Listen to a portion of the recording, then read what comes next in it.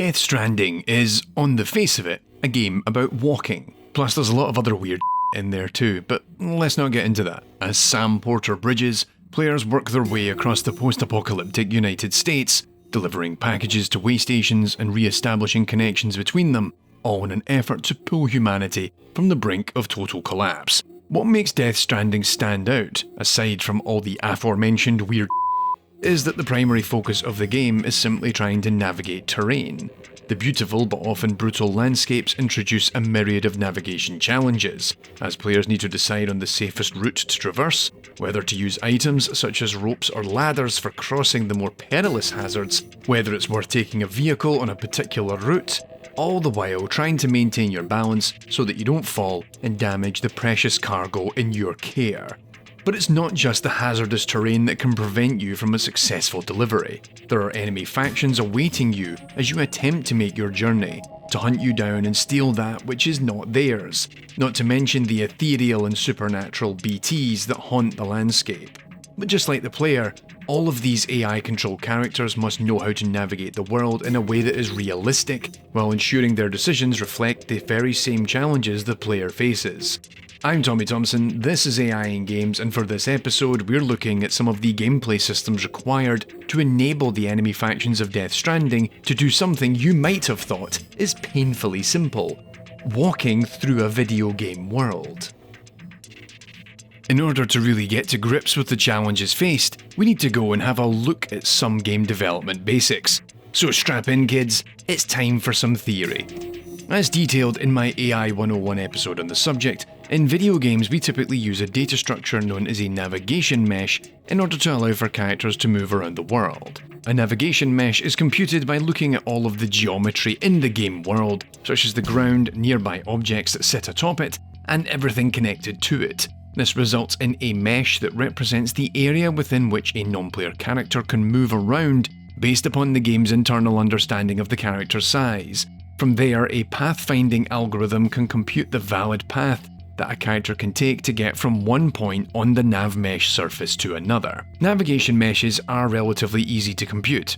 They look for boundaries and edges on the surface that could justify the navigable area being broken apart into individual quads. It's a standard in game development you can expect to find in any modern game engine. But just because you can compute it doesn't guarantee that you get a useful and working mesh, nor any practical pathfinding. The process requires us to identify individual areas that are separate from one another, so one large area could be cut into multiple quads within a single nav mesh. This can include distinct rooms, stairways, ramp, and more.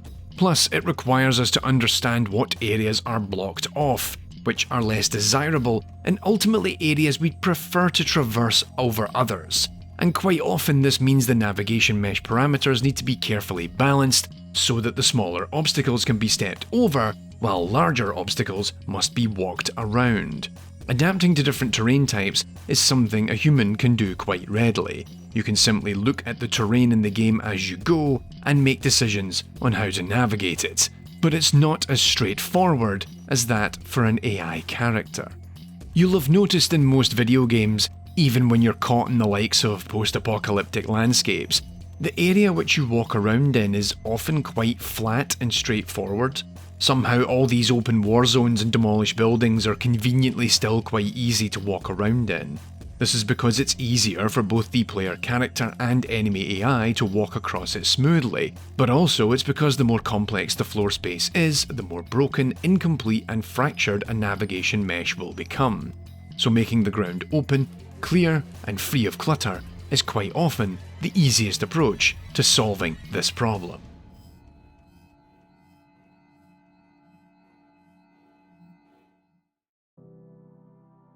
And so with that in mind, you might be wondering what all the fuss is about. What makes Death Stranding's AI merit this discussion?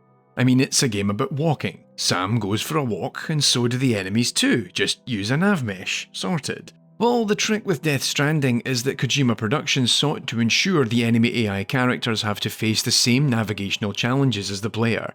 And it's this aspect of the game's design that adds a lot of complexity to both the navigation meshes and the pathfinding algorithms, in a way that we seldom see in other games. Early efforts by the development team to build their navigation meshes in the rocky and more natural terrain of Death Stranding were largely fruitless, given the rocks, cliff faces and slopes would be considered unnavigable, because in most games they wouldn't be, meaning that an AI character would simply be standing still and have no idea what to do because it would be impossible to compute a path on the nav mesh more than a few feet in any direction.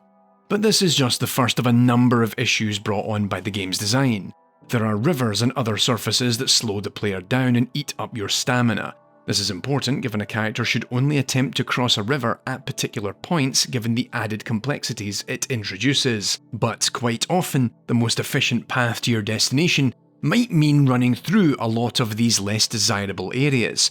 So there's a need both to identify what areas are less desirable, but also to ensure the game can calculate optimal paths that, in practice, don't look stupid or require an unlimited stamina to navigate.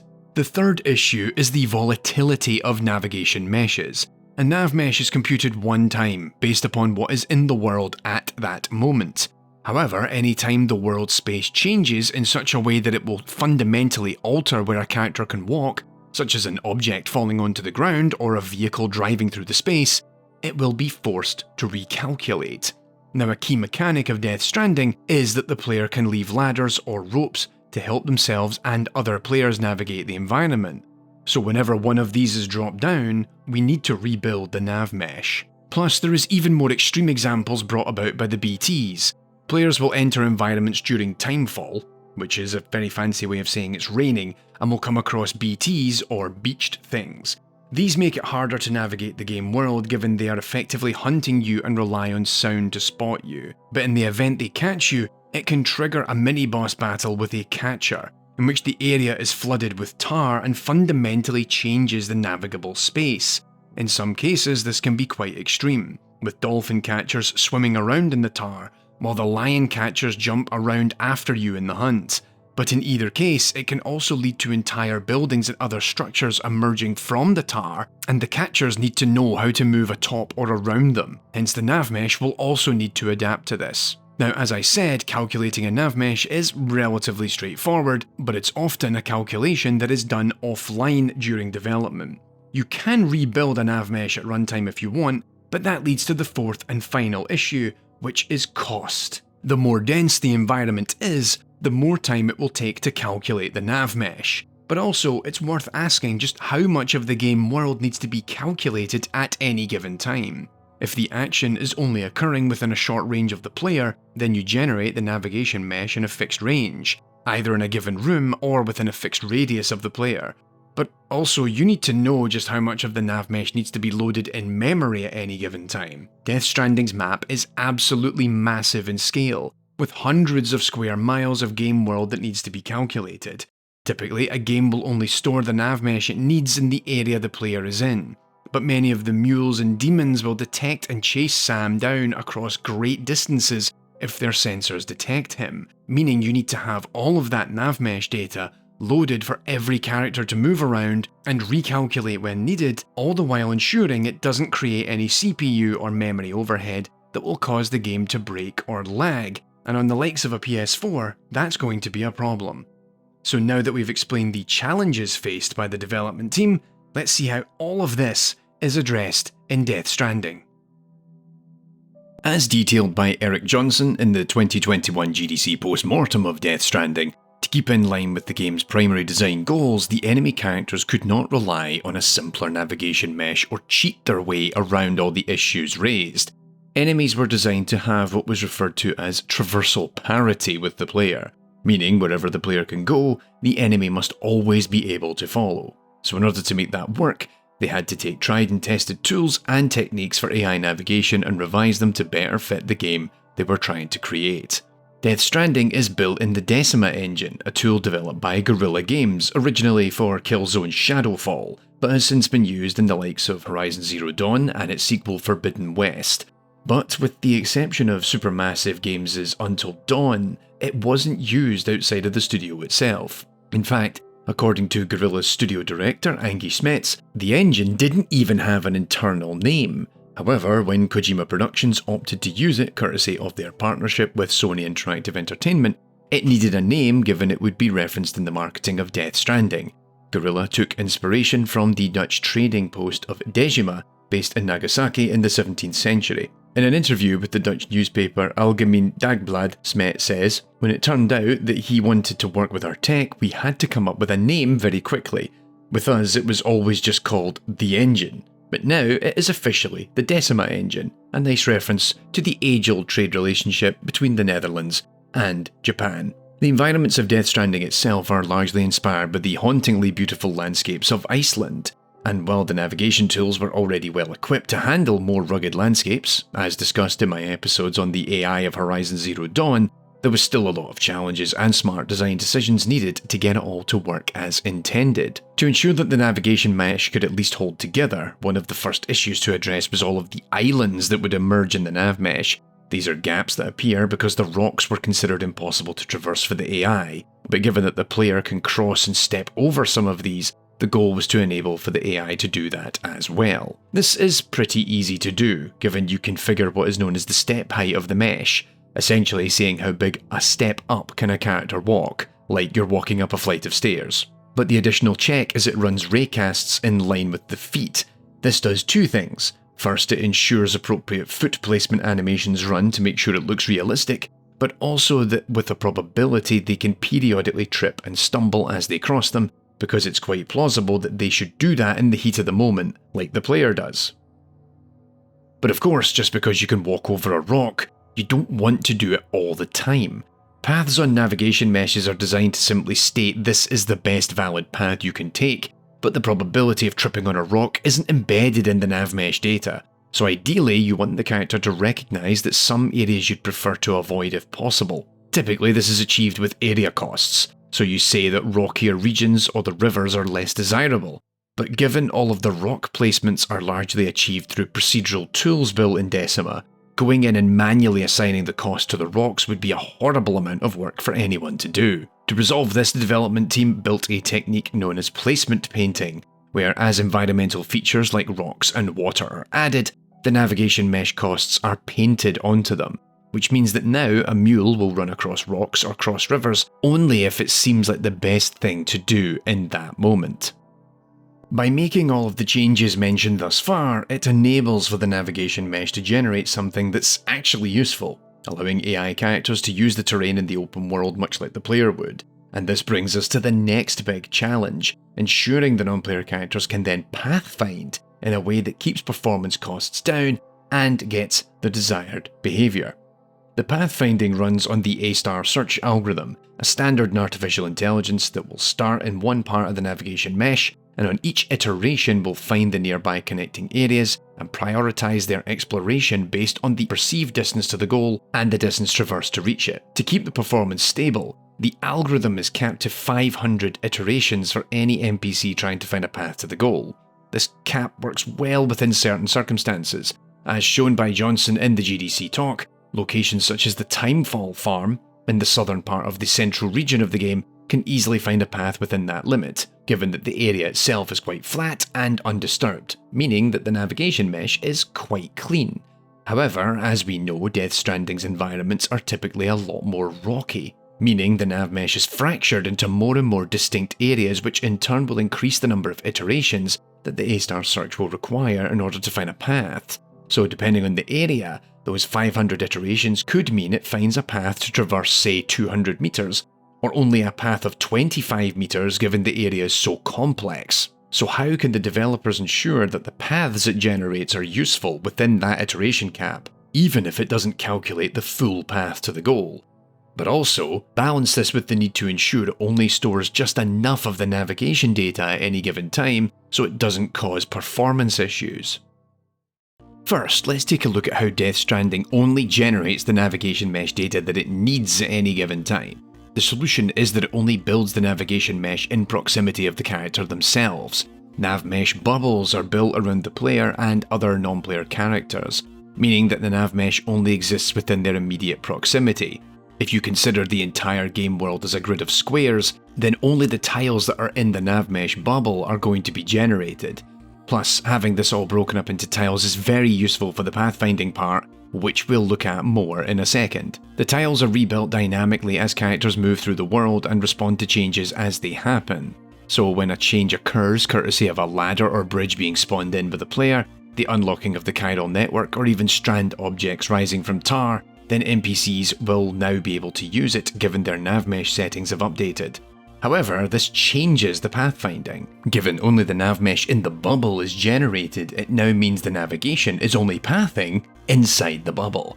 And as the character begins to follow the generated path, it will need to repath as the bubble follows it. This sounds like a sensible solution, given it's much more like a human would navigate, heading in the general direction and only resolving the finer path you need to take that's directly in front of you. But this creates an entirely new problem. In theory, a character could calculate a path that doesn't work, because there could be obstacles, dead ends and other issues in the area between the current tile and the destination. A human would be able to see that there are issues in the distance and begin to correct it as they go. But for a non-player character, they can only see what's on the navmesh of the tiles that are within the bubble. So to resolve the issues of long-distance pathfinding, non-player characters in Death Stranding adopt a process known as event-based pathfinding. Each NPC when moving through the world establishes what is known as a corridor between their current location and their destination.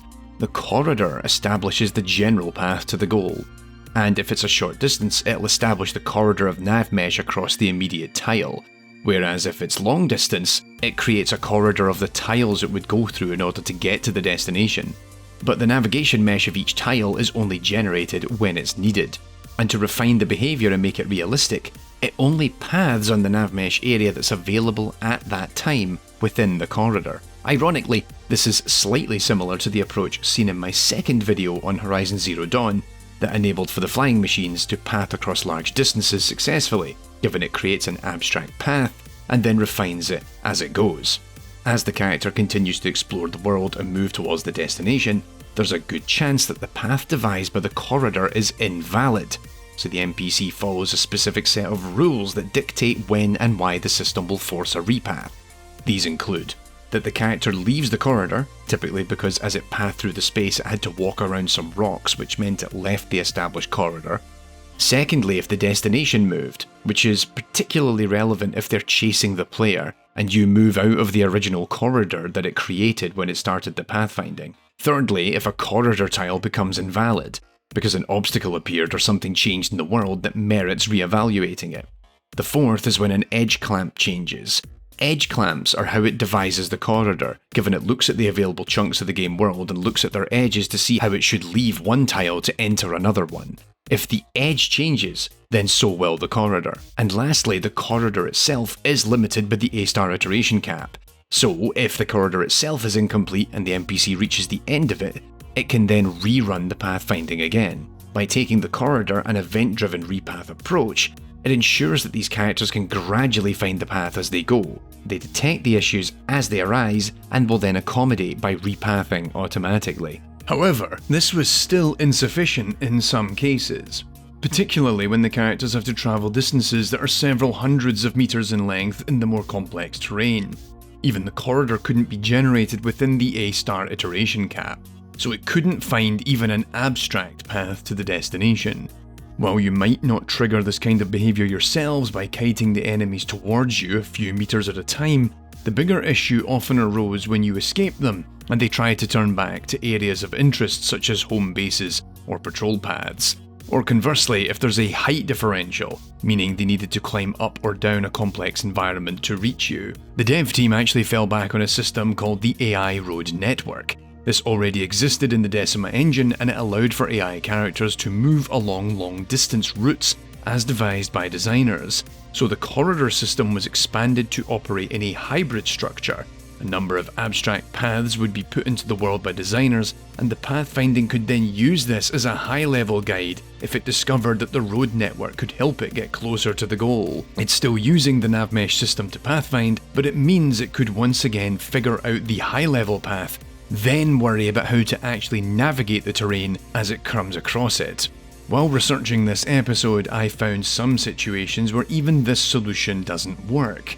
Notably, if you travel from the distribution centre south of Lake Knot City to then visit the film director or junk dealer, you have to cross an area full of deep ravines. I suspect that the road network doesn't extend into this part of the game map as fully as they would want, hence I discovered mules would get a little flustered as they tried to figure out how to reach me. And it's important I highlight this now, not to speak ill of the game or the development team at Kojima Productions, but rather to point out that still, after all of this work and the interesting solutions devised, there are still limitations given the complexity of Death Stranding's environments when compared to many other games.